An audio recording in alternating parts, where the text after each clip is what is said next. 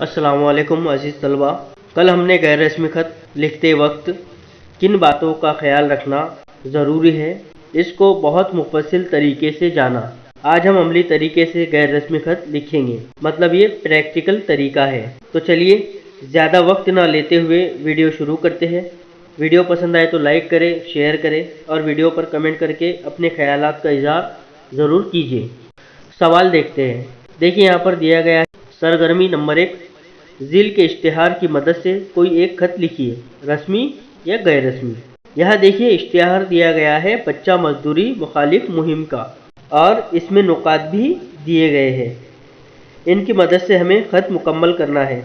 इन नुकात को भी हमें अपने ख़त में शामिल करना है।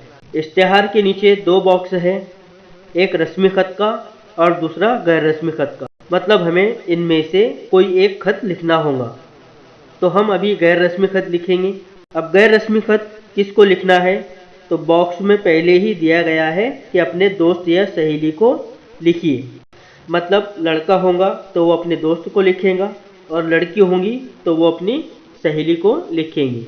एक बात याद रखिए, गैर रस्मी ख़त में पहले ही आपको ये बता दिया जाएगा कि ख़त किसे लिखना है, अपने दोस्त को, वालिद को, मामू को, भाई को वगैरह, जिसको भी। चलिए अब आप इस सवाल को, मतलब इस इश्तिहार को अपनी बयाज में नकल कर लें ताकि आपको ख़त समझने में आसानी हो। ख़त 6 मार्क के लिए पेपर में सवाल नंबर 5 के अंदर पूछा जाता है। ठीक है, इस बात को याद रखिए कि ये 6 मार्क के लिए सवाल नंबर 5 में आपसे पूछा जाएगा और दोनों ख़त पूछे जाएंगे। सवाल दिया जाएगा और दोनों ख़त लिखने के लिए पूछा जाएगा कि रस्मी ख़त लिखिए या गैर रस्मी ख़त लिखिए, मतलब दोनों में से कोई एक ख़त लिखना है। चलिए अब हम प्रैक्टिकल तरीके से गैर रस्मी ख़त को बनाना शुरू करते हैं। तो अज़ीज़ तलबा, हम अब अमली तरीके से गैर रस्मी ख़त को यहाँ पर बनाएंगे। पूरे ध्यान और पूरी तवज्जो के साथ आप जो है देखिए किस तरह लिखना है। सवाल आपको पता है, सवाल को अपने जहन में रखिए और मैं उम्मीद करता हूँ कि आपने जो है उस सवाल को अपने बयाज़ों में लिख लिया होगा। ठीक है, और उसमें के जो सारे पॉइंट हैं वो भी याद रखिए। उन पॉइंट्स का भी हम जो है एक एक करके अपनी बात के अंदर इस्तेमाल करेंगे।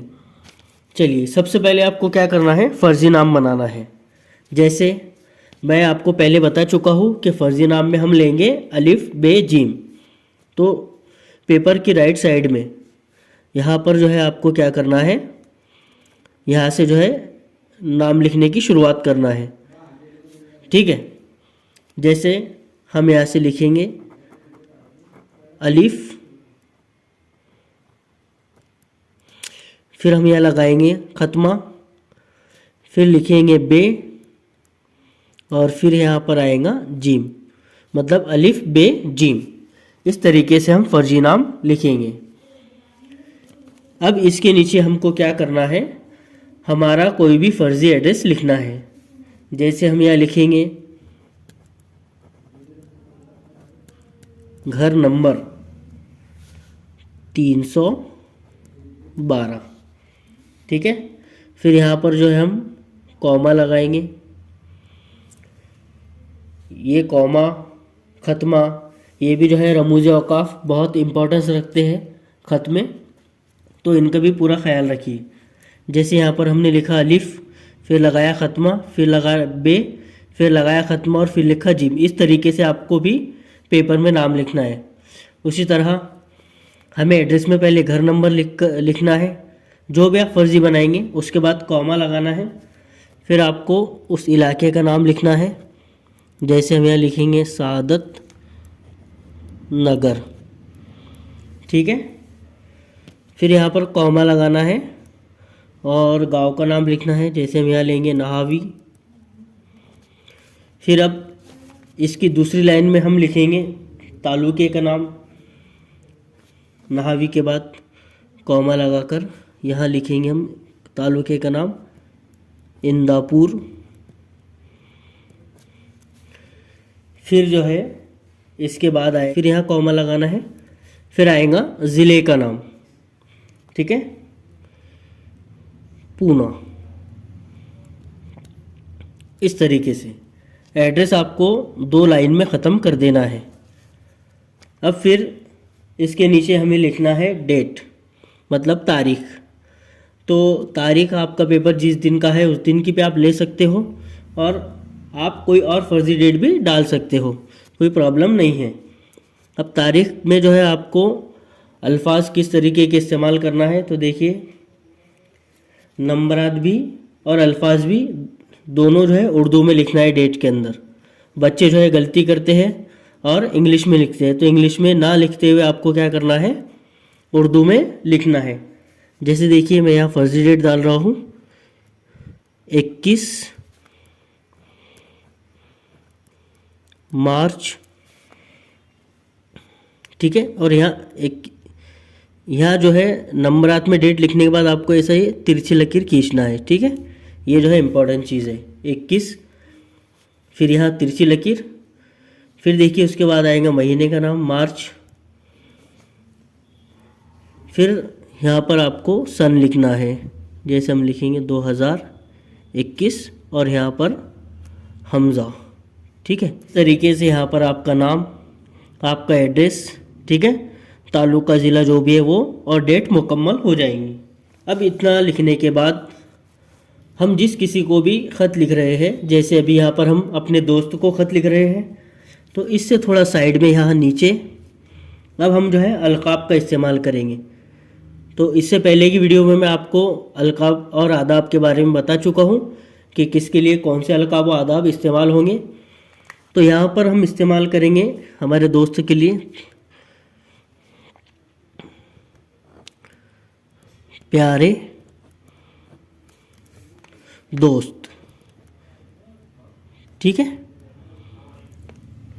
फिर इसके एक लाइन नीचे हम लिखेंगे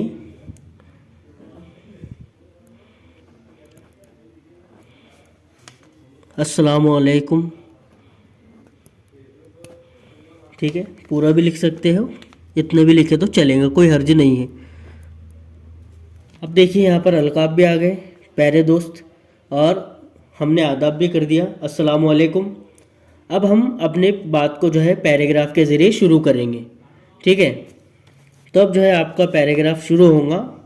तो पैराग्राफ शुरू करते वक्त सबसे पहले आपको जो है क्या करना है, खैरियत पुरसी करना है, ठीक है। मैं आपको बता चुका हूँ कि शुरू की जो पहली लाइन रहेंगी उसमें जो है क्या करना है, खैरियत पुरसी करना है, मतलब खैर खैरियत पूछना है। चलिए हम शुरू करते, जैसे यहाँ से पैराग्राफ शुरू करेंगे। उम्मीद है कि मिजाजे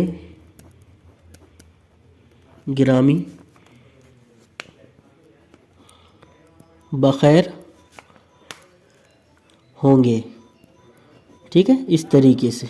और जो भी जुमले इस्तेमाल होते हैं खैर खैरियत पूछने के लिए, खैरियत पुरसी के लिए, वो आप अपने तौर पर इस्तेमाल कर सकते हो।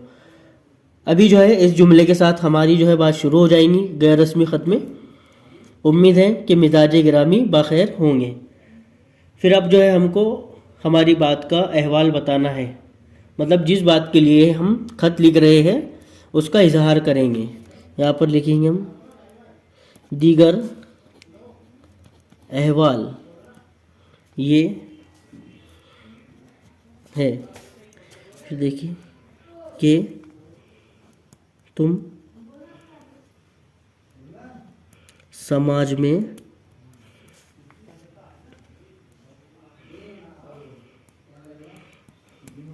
पनप रही बच्चा मजदूरी जैसी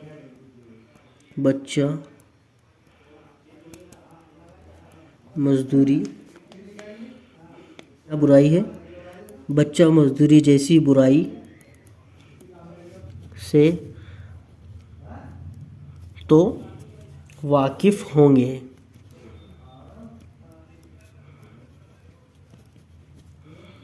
ये तुम भी जानते हो कि बच्चे कुदरत का अनमोल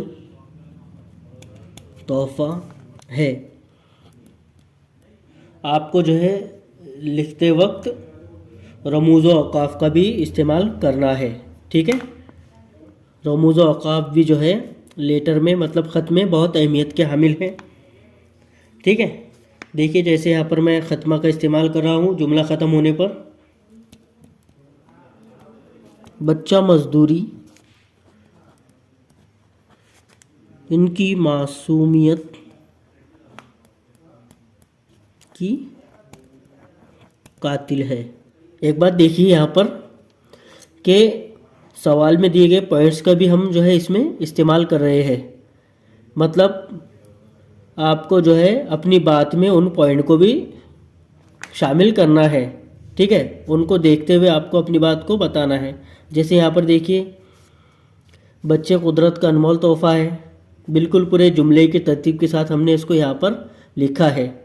वैसे देखिए बच्चा मजदूरी इनकी मासूमियत की कातिल है, ये पॉइंट भी आपको सवाल में मिलेंगे। फिर चलिए आगे बढ़ते हैं। ये एक समाजी बुराई है, ये एक समाजी बुराई है, जबकि तालीम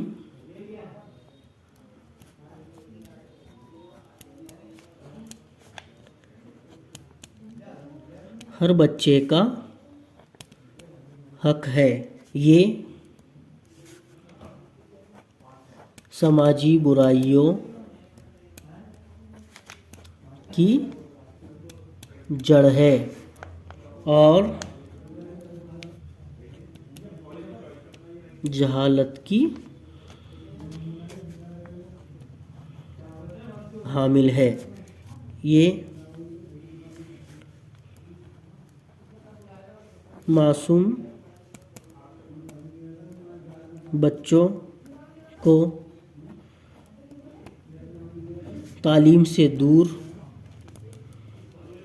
जहालत के अंधेरों में धकेल देती है।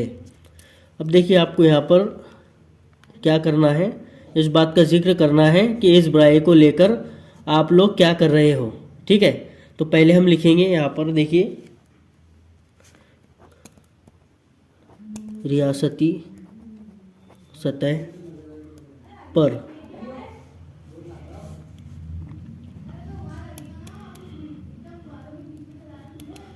बच्चा मजदूरी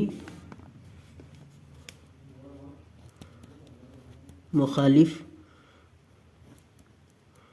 मुहिम चलाई जा रही है। हम सभी तलबा रैली के ज़रिए घर घर जाकर बच्चा मजदूरी मुखालिफ बेदारी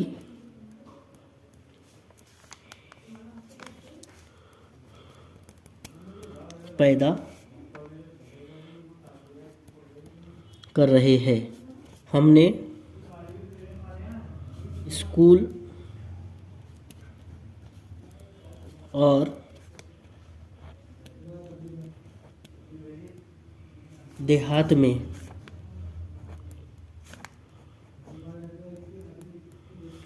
बहुत सारे पोस्टर और बैनर लगाए हैं। अब ज़रा आपको जो है पैराग्राफ चेंज करना है, इख्तितामी कलमात की तरफ जो है अपनी बात को लेकर जाना है, ठीक है। तो अब जो हम यहाँ से पैराग्राफ बनाएंगे, तुम भी देखिए यहाँ पर तुम का इस्तेमाल इसलिए किया गया क्योंकि यहाँ पर हम अपने दोस्त को ख़त लिख रहे हैं। अगर इसकी जगह हमारे वालिदैन होते, मतलब वालिद साहब होते या और कोई रिश्तेदार होते, तो हम यहाँ पर तुम की जगह आपका इस्तेमाल करते हैं। ठीक है, इस बात का पूरा ख्याल रखिएगा। तो चलिए तुम भी इस मुहिम से वाकिफ़ होंगे।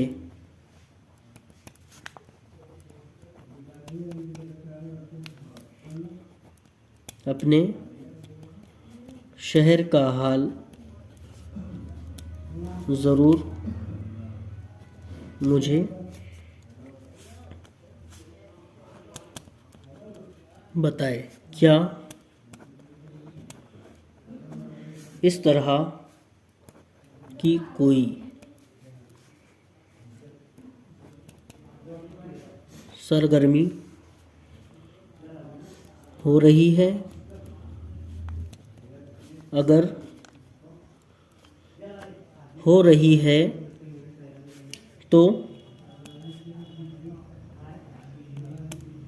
तफसील ज़रूर लिखना। और यहाँ पर जो है हमारा लेटर मुकम्मल हुआ।